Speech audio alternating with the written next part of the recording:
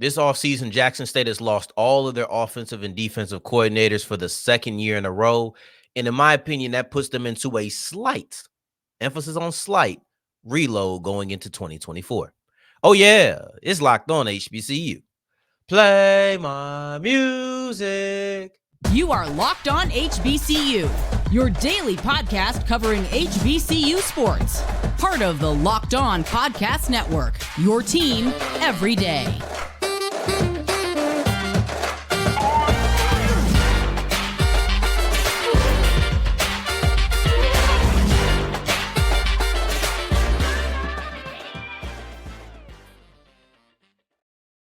What's going on, family? Welcome back to another episode of the Locked On HBCU podcast, your number one daily one-stop shop for everything HBCU athletics, Monday through Friday, part of the Locked On Podcast Network, your team every day. And I, of course, am Darian Gray, a.k.a. the Mouth of the South, Texas Southern alum and former TSU Herald Sports editor and current contributing writer at USA Today's Saints Wire. Thank you for going on this journey with me, making Locked On HBCU your first listen of the day every day. And remember, just because the mic cuts off does not mean that the journey's over. Just means it's time to follow me on Twitter at South Exclusives. Starts with an S and ends with an S. Today's episode is brought to you by LinkedIn. And these days, every new potential hire can feel like a high-stakes wager for your small business, and LinkedIn Jobs is here to help. They'll help you find the right candidate for your team faster and for free. So post your job for free at linkedin.com/lockedoncollege. Terms and conditions do apply. We'll wrap up today's episode with a recap of what I believe was an utterly embarrassing performance by South Carolina State's women's basketball team against Norfolk over the weekend. But prior to that, we'll look at Norfolk State versus North Carolina Central men's basketball, because there is a lot at stake here that we really need to preview going into tonight's big-time matchup. However, we kick off today's episode with some football talk. Y'all know I love the sport. It is my sport.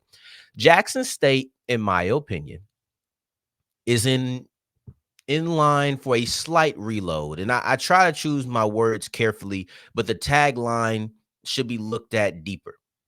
When I say a slight reload, I purposely did not say rebuild. I'm not saying they need to start over.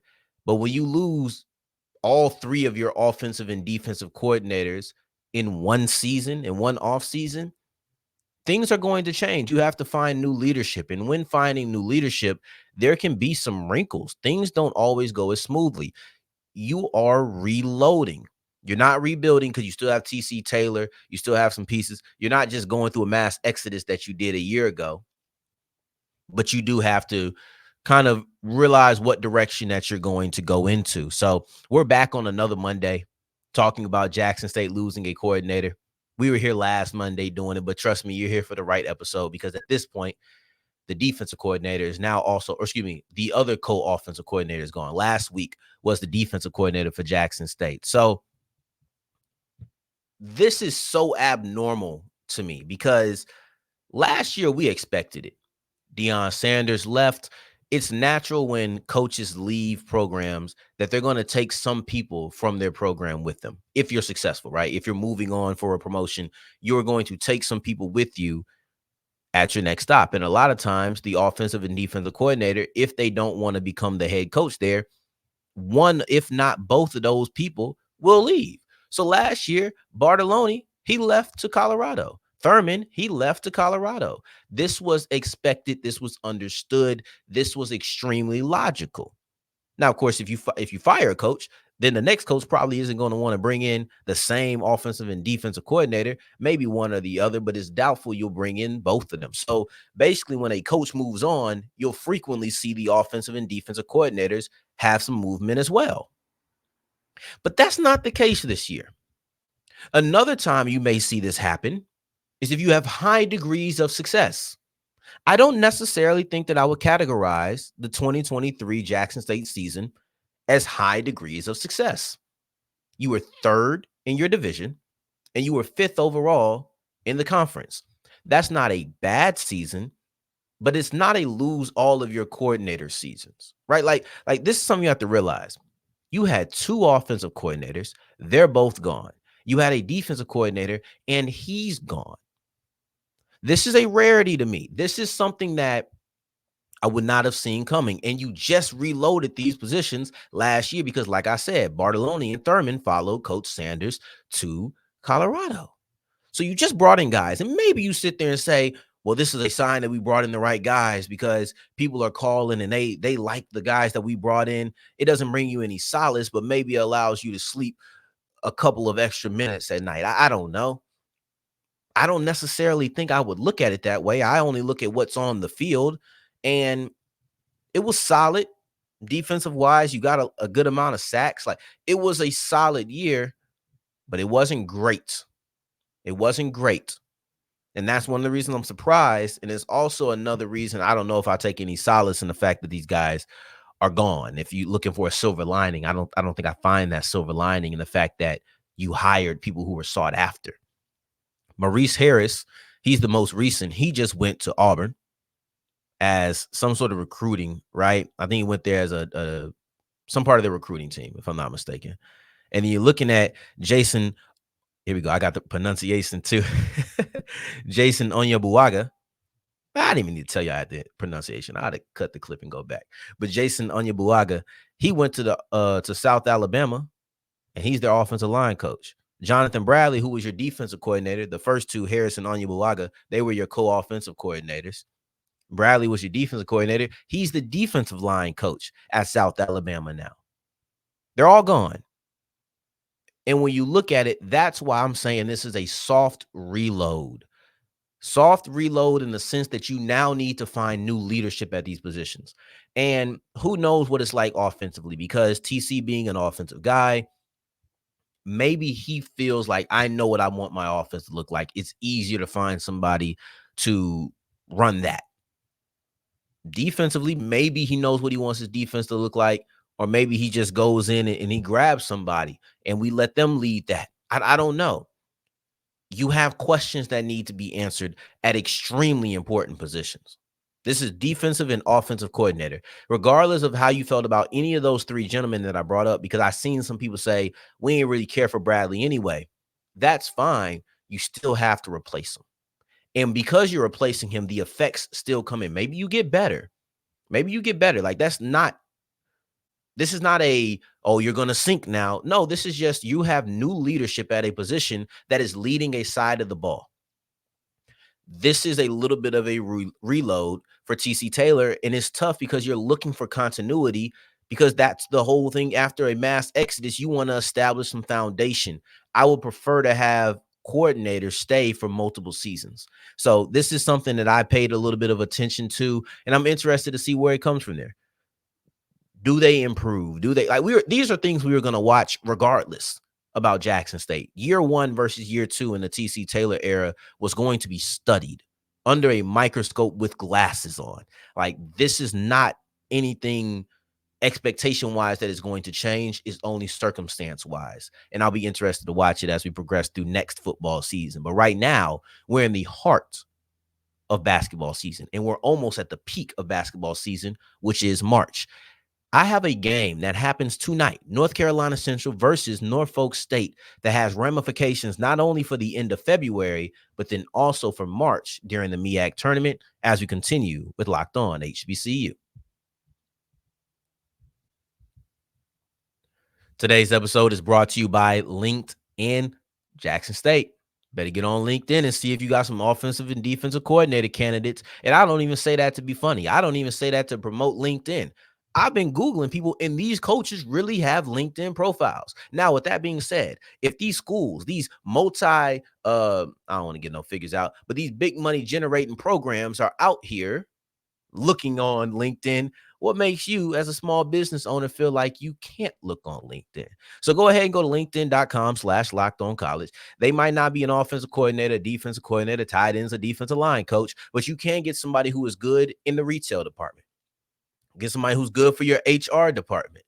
They have everything. And just like a football team, you need all of the right pieces in order to lead yourself to a championship or a fruitful business. So if you're a small business owner, go ahead and go to linkedin.com/lockedoncollege. That is linkedin.com/lockedonjob, linkedin.com/lockedoncollege, and you can post your job for free to 800 million people. As we continue rolling on today's episode of Locked On HBCU, I appreciate you for making this your first listen. For your second listen, as soon as I'm finished talking, make sure you're checking out Locked On Sports Today, like a Tribe Called Quest. Make sure you type the whole thing. That's the first of its kind, 24/7, all day, everyday sports network on YouTube. Go to Locked On Sports Today to subscribe. I have a question that I'm, of course, going to answer. What is at stake in tonight's major matchup between North Carolina Central and Norfolk State men's basketball teams? It'll be live on ESPNU. This is a game that, first off, I thought about how I was going to set the scene, and I was like, what scene do I need to set? It's Central versus Norfolk State. These are the two teams that we've been discussing as the top dogs in the MEAC all season long, pretty much. This is a game that has ramifications potentially for the number one seed in the MEAC tournament this March. This game doesn't need the scene to be set. So when I ask what's at stake in this game, it's easy to say, potentially at least, the number one seed. But that's a couple of weeks down the line. Let's look in the more immediate future for what happens if each team wins or loses. When you're looking at Norfolk State has, in my opinion, the more clear path if they win. Number one, they're currently number one in the conference by themselves. They're the only team at 6-2. Everybody else is 5-3 or worse. So they're by themselves. Instantly, if you win, you give yourself a little bit of a cushion, at least over North Carolina Central. That at the worst, you have a cushion over Central. And if we have viewed Central as the biggest competition to Norfolk State and Norfolk State as the biggest competition to Central, then having a 2-game lead over that team would be major with only 5 games left. And this isn't to write off a team like Howard. This isn't to write off a team like Morgan State. I'm simply saying Central, if Central loses this game, if Norfolk State wins this game, right? Because we're going to look at it both ways. If Norfolk State wins this game, you would put Central on a longer losing streak. But to my opinion, I don't necessarily think that, depending on how it happens, I don't think this would kind of change how I view Central. They very well could lose this game. I knew this was a losable game from the moment they beat Norfolk State at the beginning of the season. So I don't think I change how I feel. It would have big impacts, but I don't think it changes my opinion on North Carolina Central. I still believe that they're one of the top dogs, if not the top dog, right? But you would have a 2-game lead over this team that I'm expressing my belief in, even in a hypothetical loss. Then you would have 1 game on Morgan State, 1 game on Howard at the least. They still have to play their games, and they're not playing each other, so they could both lose. Winning this game for Norfolk State, you already control your own destiny, but by defeating North Carolina Central, you would have a stronger grip on that destiny because I don't know what happens if they tie after splitting. I don't. But you got 2-game lead on with 5 games left. I would assume that Norfolk State is good enough to not give up a 2-game lead to North Carolina Central with 5 games left. So now my attention would turn to Morgan State and Howard, because what is their record? At this point, I don't know, right? With this hypothetical, I can only tell you what Central's record would be and Norfolk State. But that's where my attention would then turn after this win, because those are the next 2 teams that are close to you. Here's the other thing. If you lose, now you're in a really bad spot, because you're banking on North Carolina Central to fall again, and you need to be relatively perfect. You can't lose another game. That's how I feel. If Norfolk State loses this game, they can't lose again for the rest of the season, because you would have the same record as North Carolina Central, and any hopes of winning a tiebreaker is gone because you lost both of the games to this team. That's the way that I look at it. There's so much at stake here, and I've only unpacked 1 team. I haven't even gotten to North Carolina Central, because their path is a little bit less clear than Norfolk State. Win or lose, they might not be alone, right? And what I mean in that is, if North Carolina Central defeats, or if they win this game, if Central wins this game, they will be tied with Norfolk at 6-3, and they would have the tiebreaker over them. However, they would still have Morgan State possibly tied with them. They would still have Howard possibly tied with them. You've only played Morgan State once, so technically they will have the tiebreaker there. Then you start getting the 14 matchups, and I don't care to get into tiebreakers. But overall, if you win this game, you are back in the driver's seat, in my opinion. If North Carolina Central is able to knock off Norfolk State again, you know that you have to tie with Norfolk State. You understand that you have Morgan State again. You can take care of business there. And then Howard has had their moments here and there, and you're just going to be like, all right, I just need to win out, and I need Norfolk State to beat Howard in the last game. At the worst, if you are North Carolina Central and you win this game, you don't have a clear immediate path. But going forward, you say, I went out because that means I would beat Morgan State, knock them off. I already have the tiebreaker against Norfolk State, so I could care less if they went out. And then if they do win out, that means that Howard lost the game. And at the worst, I'm tied with the team that I've already beat twice, and now I am the number 1 seed. A little bit more complicated than Norfolk, but not overly complicated in general. Then you look at if they lose. Now, if they lose, you could drop all the way down to 4. Yeah, South Carolina State plays Howard, I believe it is. South Carolina State plays Howard. So one of those teams has to win, right? Like one of those teams is going to be ahead of North Carolina Central if the Eagles lose this game. Howard would just have a better record.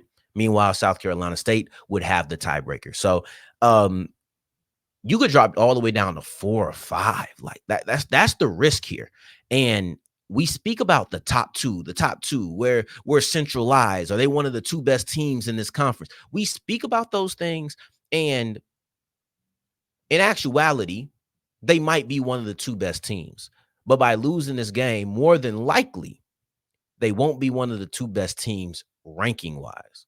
And that's when you get into seeding, because I don't know if Morgan State and Howard loses. And the problem for Central is you're currently on a 2-game losing streak, and you're sitting at 5-3 in the conference, and the 2 teams that you're tied with are the 2 teams who beat you on your 2-game losing streak. That's the problem there, is you're right there, and you've only played Morgan State once. You play them again, so time will tell, but you've only played them once. The best you can do is split with them. You did split with Howard. I almost feel like you really need to sweep Norfolk State, because you can't keep splitting with everybody. You wouldn't want to keep splitting with everybody. And we've also looked at what happens if Norfolk State wins. I think that if Norfolk State, I'll say this, if Norfolk State wins, I believe that you turn your attention to Morgan State, like I said earlier, and if you were able to win your next 3 games, which is North Carolina Central, I believe it's Delaware State, and then it's Morgan State. It's definitely the first and the last. I got those right. If you win all 3 of those games, man, the MEAC title is waiting for you. The regular season title is waiting for you to clinch. It's waiting for you.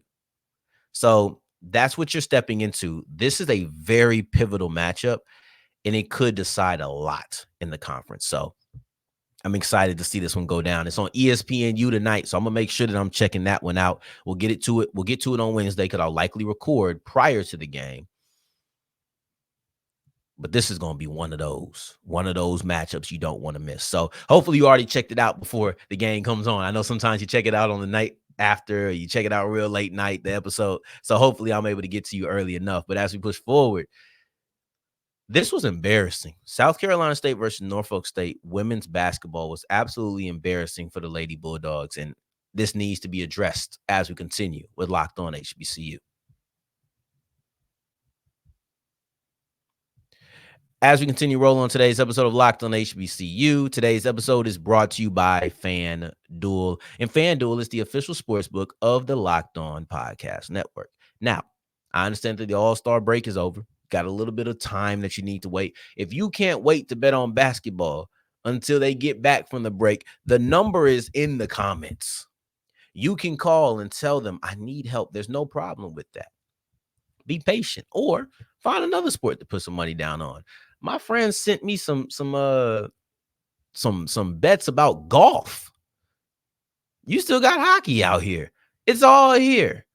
Remember, the hotline number is also here. So go to FanDuel.com/LockedOn. If you're new to FanDuel, those things don't apply to you. You can get $150 back in bonus bets if you win a $5 bet. Any $5 winning bet, you get $150 back in bonus bets. So go to FanDuel.com/LockedOn to make every moment more. As we're wrapping up today's episode of Locked on HBCU, I appreciate you for making this your first listen of the day every day, making it all the way to segment 3. And I thank you 2 times for that. Thank you. Thank you. Now, I want to recap something. I don't know how long we're going to spend time on this, but this was absolutely embarrassing. South Carolina State's offensive output, their offensive performance against Norfolk State women's basketball team this weekend, pitiful, embarrassing, disgraceful. Like, I want to make sure I give Norfolk State the proper respect, and I will try to do that at the end of the segment in the show. But you look at that final score in this game, you would think it's time to praise Norfolk State. You would think that's what I would jump off doing. The final score was 87-25. Norfolk State defeated South Carolina State 87-25. Now, if you're anything like me and the majority of people out there, you probably focus on the 25. Like 25? Are you sure? 25, yes. But for some, they quickly jumped to the gap between 87 and 25. I couldn't get my brain to get there immediately. I couldn't look at the 25 points and say, dang, you beat them by 62. I couldn't say that. My constant thought at the beginning was, how do you only score 25? Obviously, high-level defense was being played, but I personally feel like defense should not be enough for you to drop only 25 points. That's 6 points a quarter and some change. That's under 7 points a quarter. You're looking at a maximum of 3 buckets per quarter. I like math, so I could break this down the whole time. Worst shooting performance of the season, worst scoring output of the season. I would surely hope so. If you score 25 points and you've done that before, you should be fired on the spot, coach. Just going to be honest with you. I feel like having 2 25-point games, be like, all right, this ain't working. This just ain't working. And I don't call for people's jobs. I don't like doing that, right? Not anymore. I might have just lied to you. I feel like I called for McKinney's job this season. But I'm not calling for South Carolina State to fire their head coach. I'm just saying that they just committed a fireable offense. That's what I'm saying. This is bad. I don't think that any amount of defense should lead to you shooting 9 for 40 and only getting blocked 2 times. You getting up shots, but you're not making shots. And even when you're not getting them shots, you turning the ball over. How do you have 25 turnovers and 25 points? If you are in a game where you have the same amount of points as turnovers, it better be the first couple of minutes. If you get to the end of the game and the amount of points that you scored is the same as the amount of turnovers you committed, this is what I'm speaking about when I say this is pitiful. This is embarrassing offense. This is embarrassing offense. The quarter breakdown goes 8, 4, 4, 9. When I speak about averaging 3 baskets per quarter, that's just in general. And that's if you didn't make any threes. They made 1 of those. Then that's if you don't make any free throws. You made 6 of those. You totaled out at 9 buckets. 9 buckets is unacceptable. It's unacceptable. And I will move on from their offense because I feel as if I'm going to just repeat the same thing in different ways and tell you how bad it is. And though it's a performance that deserves something like that, I won't do that. This is the second time you lost to Norfolk State by 60 points. It's the second time this year you've done that. Last time you scored 33, they dropped 90-something. Let's give a drink champs round of applause for Norfolk State's defense, though. Because like I said, I want to make it very clear. If you hold a team to 25 points, as much of an indictment as that is on the offense that you are facing, that's not easy. And it's not as if South Carolina State is doing that every single game. They've scored more than 45 points in all but 3 games this year in conference play. 2 of those games were against Norfolk State. This was the worst of the beatings. So you got to give credit to the Spartan defense. You have to do that, right? You got Diamond Johnson coming out getting 5 steals. The team as a whole got 15. Like, that's where a lot of the turnovers came from, is from their ability to pickpocket. I wanted to make sure I didn't berate the South Carolina State offense to a point where I made it seem as if I didn't think the defense had anything to do with it. They played great defense. You don't hold a team to 25 without that. I just also feel, man, no matter how great the defense is, I got to get to, I can't be getting held to 25. That's disgusting. That's disgusting. But yeah, shout out to Norfolk State. They balling on both sides. The men's team has an ability to have as much control as the women's team already does. They feel like they'll be clinching their MEAC championship regular season wise pretty soon. But I appreciate you making this your first listen of the day every day. Now, on tomorrow's episode, we'll be looking at the HBCU Combine. That'll be happening today. I'm hoping that we get a good amount of reported numbers. If we don't, be prepared for me to come in and talk about how this is as disgusting and as embarrassing as South Carolina State women's basketball offensive performance, because we need these things reported. So we'll see what happens on tomorrow's episode of Locked On HBCU. In the meantime, in between time, if you're looking for me, you can find me on Twitter at South Exclusives. So next time we hear each other, family, take care. Stay blessed. Peace.